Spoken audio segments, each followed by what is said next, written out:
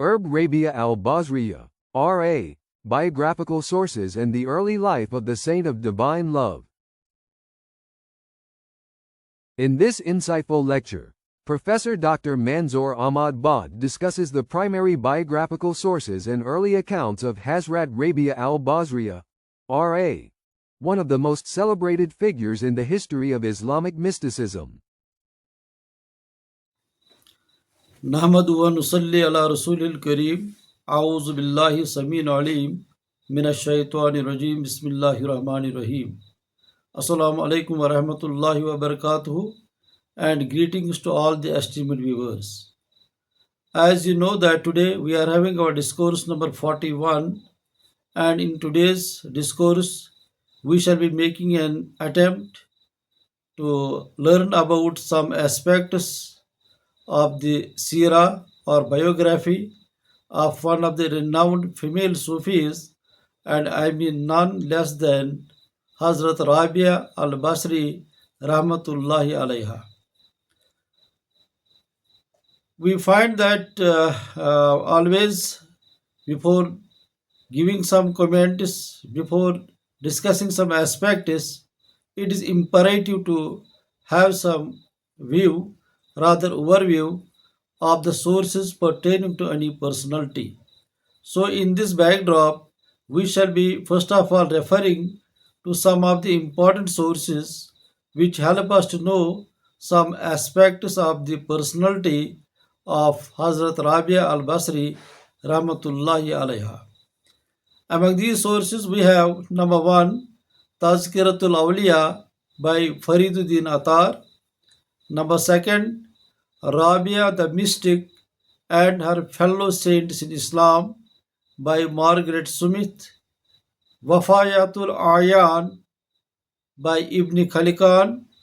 Number 4, Nafahatul Unus by Maulana Jami, whose complete name was Maulana Nuruddin Abdur Rahman Jami. Next source we have Shazarat al-Zahab by Ibn al-Imad. Next, Quwwatul Qulub by Abu Talib al-Makki. Then we have Risala Kushairiya, authored by Imam al-Kushairi. Next source we have Musibat Nama, authored by Fariduddin Attar, and by the same author another source, that is Ilahi Nama. Then we have Muslim Saints and Mystics, authored by A.J. Arbery.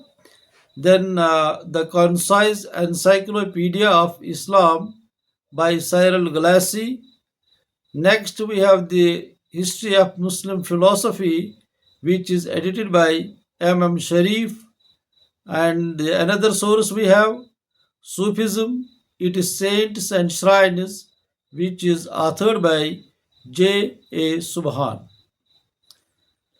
Now from these sources we learn that Rabi'ah al-Basri rahmatullahi alayha belonged to the tribe of Qais bin Adi, but she was commonly known as, or she was commonly spoken of Al-Basri because Al-Basra was her birthplace.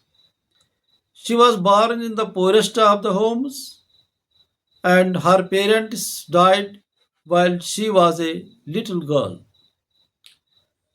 She was born approximately in 95 after Hijrah, according to some sources, or in 99 after Hijrah, according to some other sources, which accordingly correspond with 713 or 717 Christian era. So Rabi'ah al-Basri, she was fourth in the home of the daughters, and she was all the four the sisters.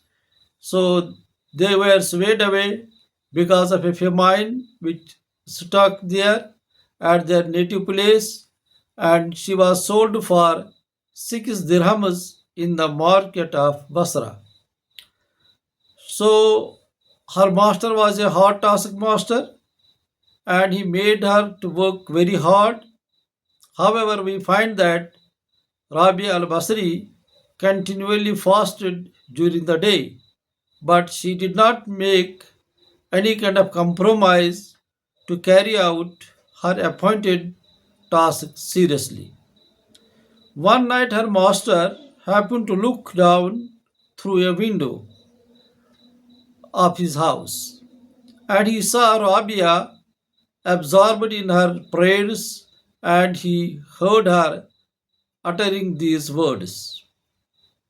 I quote it: O my Lord, thou knowest that the desire of my heart is to obey thee, and that the light of my eyes is in the service of thy court. If the matter rested with me, I should not cease for an hour from thy service. But thou hast made me subject to a creature, and much of my time is spent in his service. Unquote. While she was still in her prayer, the master saw a lamp above her head, suspended without a chain, and the whole house was illuminated by its light. The master was greatly afraid at the scene, at the sight, and he set her free at the dawn of the day. Thenceforth, Rabia al-Basri rahmatullahi alayha devoted herself to the love of God, living the life of extreme poverty. Fariduddin Attar, one of her biographers, speaks of her. I quote his statement. She, the secluded one, was clothed with the clothing of purity, and was on fire with love and longing, and was enamored of the desire to approach her Lord and be consumed in his, that is God's glory. So he also says that she was a second Mary, that is Maryam Sani, and she was a spotless woman. Unquote. As an ascetic, that is Sufi, Rabia followed all her life the path of tawakkul, that is absolute trust in the God, the path of the resignation and the dependence on God only, with unwavering step to the end. Again and again, she was offered assistance by her friends, but she always declined it, and her customary reply to her friends was, Verily, I quote it, her reply, Verily, I should be ashamed to ask for worldly things from him, that is God, to whom the world belongs.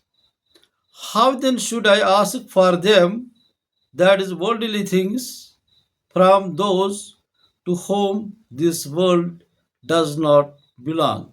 Thank you very much. Jazakumullahu khair. Fi amanillahi ta'ala. Please favor us with your views, share the video, and don't hesitate to subscribe to our channel Understanding Sufism. Thank you very much.